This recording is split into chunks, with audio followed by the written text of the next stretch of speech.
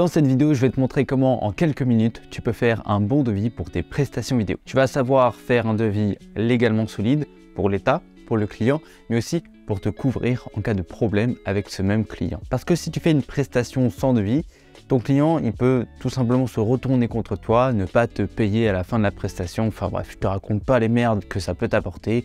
Donc, il faut savoir faire un bon devis en tant que freelance. Déjà, pour commencer, moi j'utilise le site Henri pour créer mes devis. C'est 100% gratuit à condition d'avoir un numéro de siret. Et si tu n'en as pas, je te laisse regarder ma vidéo pour devenir vidéaste freelance et du coup obtenir ton numéro de siret. La vidéo elle est juste ici.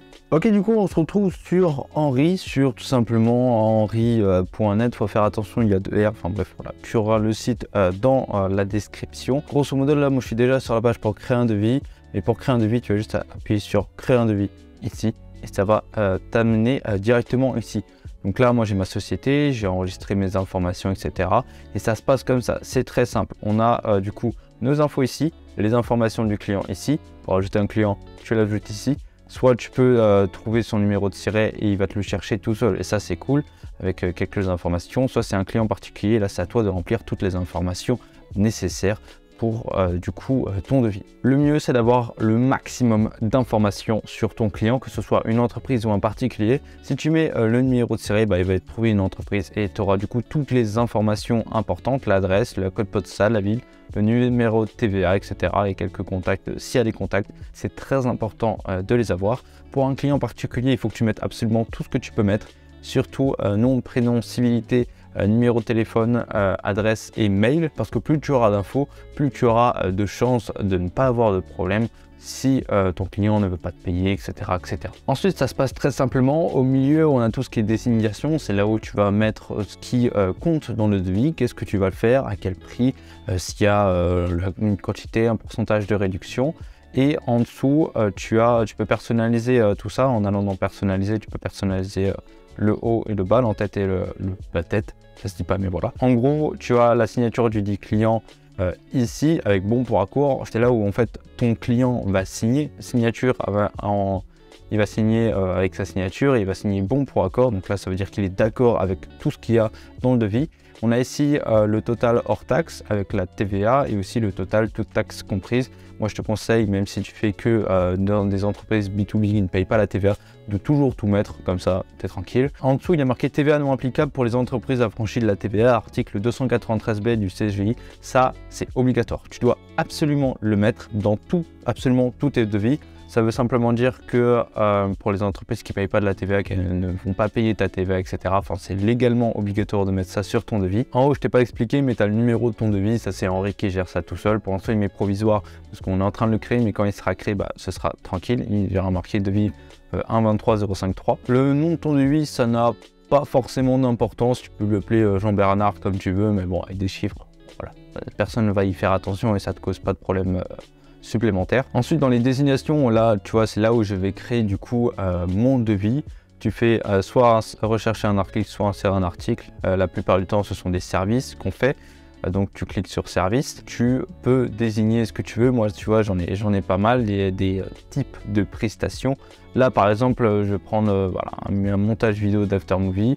La quantité c'est 1 parce qu'il y en a généralement 1, ce qu'on fait où tu peux calculer suivant des jours. Enfin voilà, ça c'est chacun qui voit comment il va faire ses devis. Le prix de vente hors taxe, c'est combien du coup tu factures la prestation. Tu peux mettre, je sais pas, 800, paf.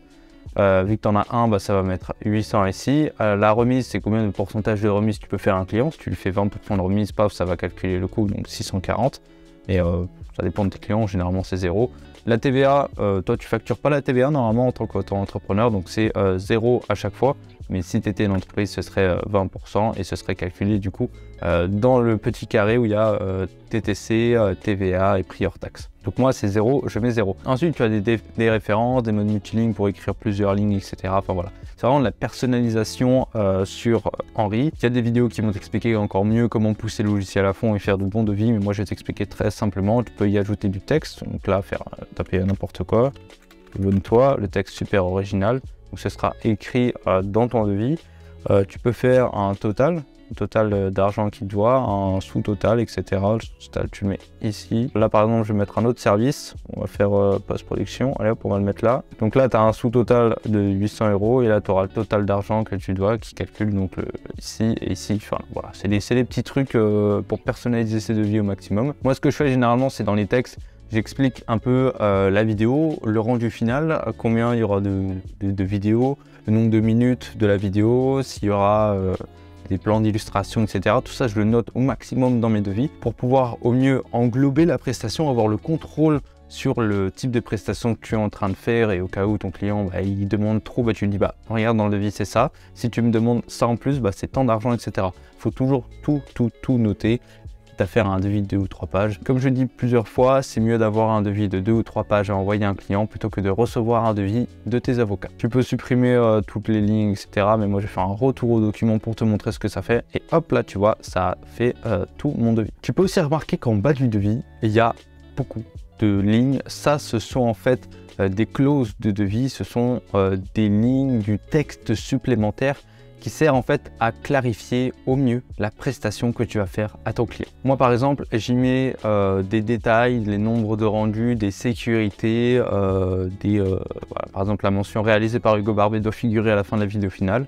Donc ça, il y aura mon nom à la fin de la vidéo. Le client, je lui donne l'autorisation, le droit de demander et de le retirer, mais il y a seulement moi, c'est seulement moi qui choisis de le retirer ou non.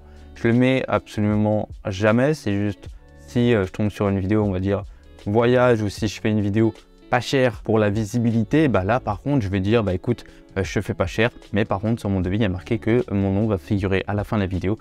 Et par exemple quand ils vont montrer ça à leurs clients ou poster la vidéo sur les réseaux sociaux, il y aura mon nom qui va apparaître à la fin. Il faut savoir qu'en tant que prestataire, tu peux mettre ce que tu veux dans les clauses, mais il faut pas abuser. Si dans ton devis il y a marqué qu'il te doit la vie, qu'il doit te donner son cœur, ou je sais pas, qu'il va vendre sa maison 1 €, ce sont des clauses abusives et là ça va pas passer auprès du tribunal. Enfin bref, tu vas avoir des emmerdes. Tant que ça reste des clauses, ça va normal, ça passe. Et si ton client signe le devis, signe plus mais bon pour accord, ça veut dire qu'il a accepté le devis, le prix du devis, mais aussi toutes les clauses du devis. Et ces clauses pour moi, elles sont grosso modo très simples. Du coup, je t'ai parlé de la mention réalisée par Hugo Barbet. Ensuite, il y a une petite clause pour la sécurité de mon matériel. Si on va dire mon client n'est pas capable d'assurer ma protection perso et la protection de mon matériel, que ce soit les casses ou les vols, il devra me rembourser ce matériel-là. Ça, c'est vraiment au cas où. Donc, je me couvre de cette manière-là. Ensuite, la ligne d'après, c'est le nombre de modifications que mon client peut demander. Et par exemple, il me demande de changer ça. Donc, je dois tout refaire, le montage, le rendu, l'export, les vérifications et l'envoi. Donc, je lui accorde 3 modifications, 3 demandes de modification, donc 4 rendus finaux. Ça, je ne le facture pas, mais au-delà de 3 demandes de modification, quand on arrive à la 4e, 5e demande de modification, il paiera un montant que j'aurais mis ici de 120 €. Il y a aussi, pareil pour la musique, quand mon client demande à changer la musique, là par contre je refacture l'intégralité de mon montage vidéo parce qu'on monte sur la musique. Donc voilà, c'est juste pour me couvrir des demandes complètement abusives. Mais pour éviter cette demande de changement de musique, ce que je fais, c'est que je demande la validation de la musique avant même de monter. Je dis, moi j'ai trouvé cette musique, je vais l'utiliser, est-ce que ça te convient? S'il me dit oui, parfait, comme ça il n'y aura pas d'emmerde à la fin de la post-production, je peux commencer mon montage. Ensuite, il y a une clause de sécurité. Si mon client annule la prestation, il va devoir me payer tout ce qui a déjà été fait, que ce soit le temps de réflexion qui est facturé, les tournages ou les montages, etc. Même s'il ne publie pas la vidéo, même s'il arrête le tournage, il devra me payer. Ça, c'est vraiment une clause de sécurité. Et la dernière clause, c'est la clause de paiement. Ça, c'est une clause qui n'est pas obligatoire parce qu'elle est dans les textes de loi, etc. Toutes les prestations doivent être payées à J+30 maximum. Et je préviens qu'au-delà de ça, il y aura des pénalités de retard qui seront appliquées. Ça, c'est vraiment des clauses de sécurité. Ensuite, en bas, ça c'est Henri qui le met, c'est du coup, c'est des clauses réserve de propriété. Enfin bref, c'est leur truc à eux. Donc voilà grosso modo comment je fais mon devis et on passe à la conclusion. J'ai évidemment oublié de tourner la conclusion. En tout cas, si tu veux en apprendre plus dans le domaine de la vidéo, je te laisse consulter les liens dans la description, que ce soit formation, newsletter ou autre vidéo. On se retrouve vendredi dans une nouvelle vidéo. Ciao!